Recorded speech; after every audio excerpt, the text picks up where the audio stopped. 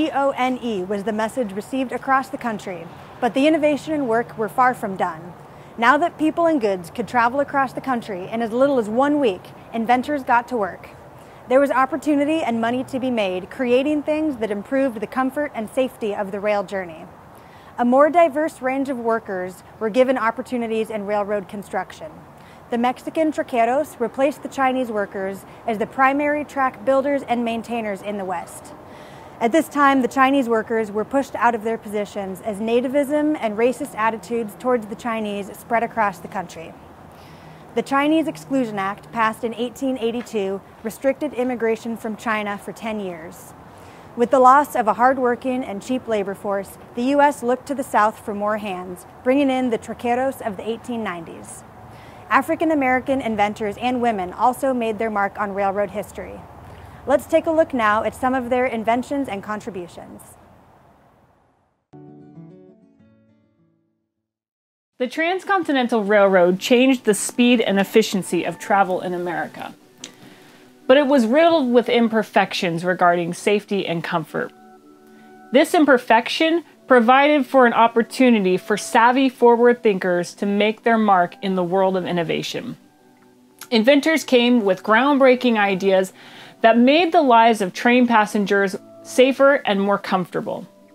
And some of these innovations had long-term implications that you and I still enjoy today. So first, I want you to imagine that you are a train conductor and you are riding down the tracks, and suddenly your train stops. Now, you can't move the train. There must be something wrong with it. You know that there is another train heading your direction shortly. And if they don't know that you're stranded and helpless in the middle of that track, there could be a terrible collision. So what do? Well, you'd probably want to send that train a message, alerting them of your sticky situation. But in the early days of the railroad, sending messages between moving cars and trains, it just wasn't a possibility, which would make for very dangerous tracks when a train made an unexpected stop. But that was until a man named Granville Woods entered the scene. Granville Woods was born April 23rd, 1865. He was a black man living in the United States of America. Now, Granville Woods worked really hard to get an education in electrical theory and mechanical engineering. He did go to some college, but most of his education was actually self-taught. He had a really long career with the railroad. First he worked as a fireman, then he worked as an engineer, and then he worked as a train conductor. But what he really wanted to do with his life, where his passions truly lied, was to become a private inventor. And Granville Woods eventually invented what is called the Induction telegraph system. The Induction telegraph system was a system that used static electricity from existing telegraph lines that ran parallel to the railroad tracks. And this made it possible to send messages between trains and rail stations.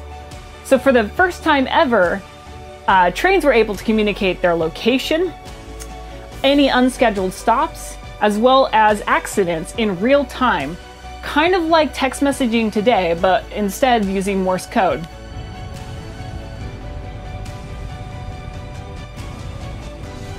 That induction telegraph system really greatly made the rails safer and more efficient. So, now that we don't have to worry too much about getting into a collision, we can sit back and enjoy the ride. But after several hours of sitting in these hard chairs, we're getting really uncomfortable.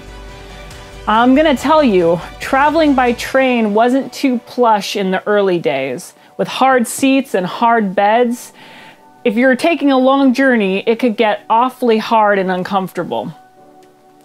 But that slowly changed with time, but we had one woman who took comfort to the next level. Her name was Olive Wetzel Dennis, and she was a female engineer living in the United States of America. She was born November 20th of 1885. Some of the comforts that you and I enjoy today when we go on trains or airplanes are actually the result of some of Olive's ideas regarding comfortable travel.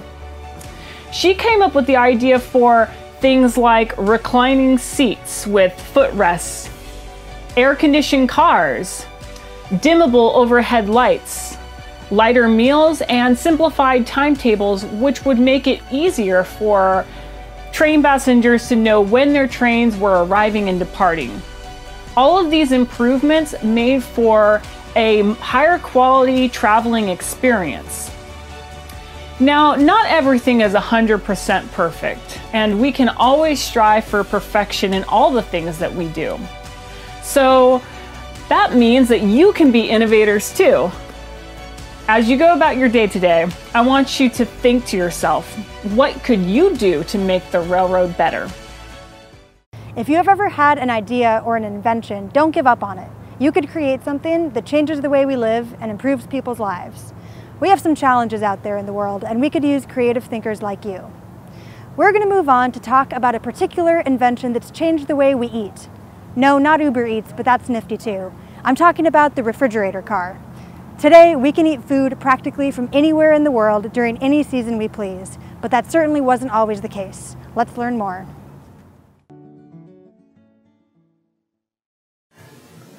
The Transcontinental Railroad changed life in America forever.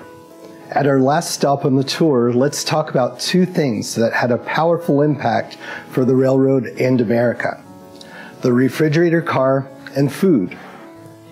After the completion of the Transcontinental Railroad, people could travel from New York to California in just about 7 days. We had trains loaded with people traveling all the way to California. What do you think California could send back to the East Coast? It wouldn't make sense to send back empty train cars. This was where the food comes in. In California, milder climates allow us to grow lots of produce year-round. The Central Pacific Railroad would pack up empty boxcars with local produce and ship it to the East Coast. This opened the market for California farmers to feed the nation. Let's talk about how the food traveled from California to New York. Fresh lettuce, broccoli, and fruits, all packed into these empty boxcars.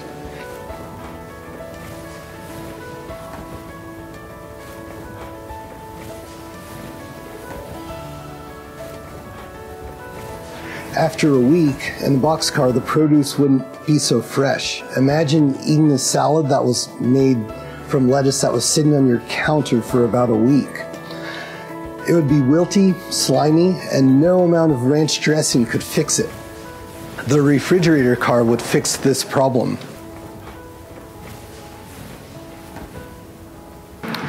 In the late 1870s, the refrigerator cars were introduced to the railroad.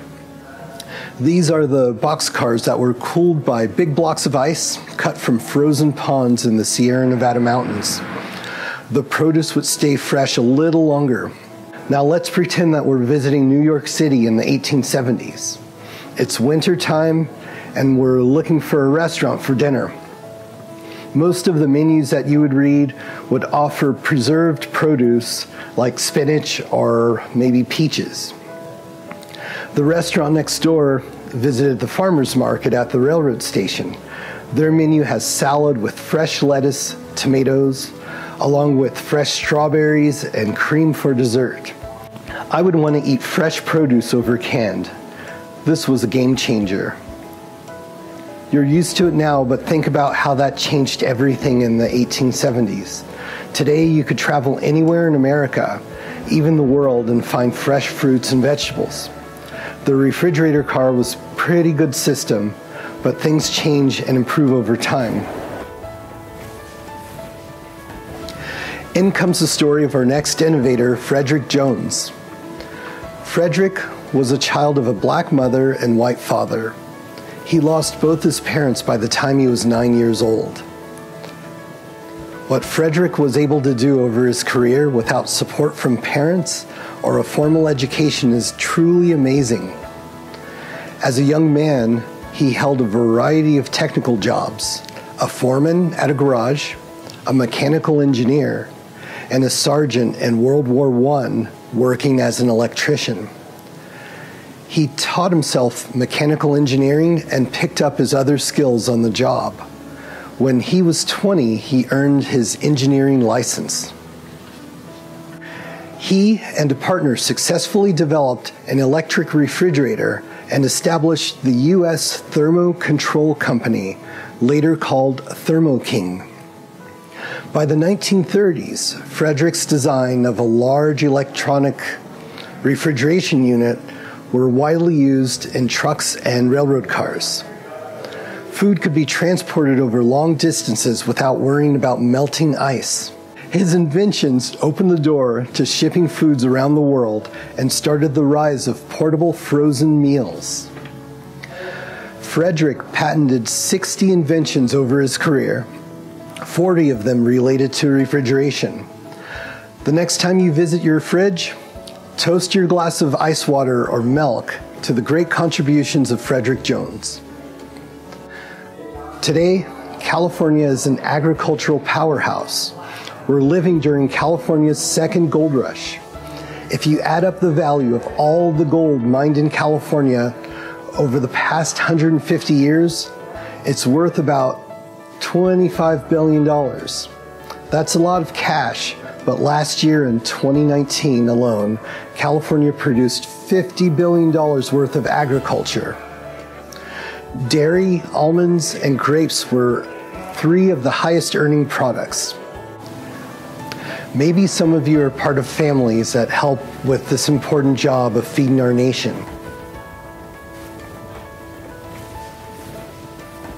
Modern agriculture was made possible by the railroad and the inventions that refrigerated and transported our foods. Thank you for joining us on this journey from the wild idea of a transcontinental railroad to today.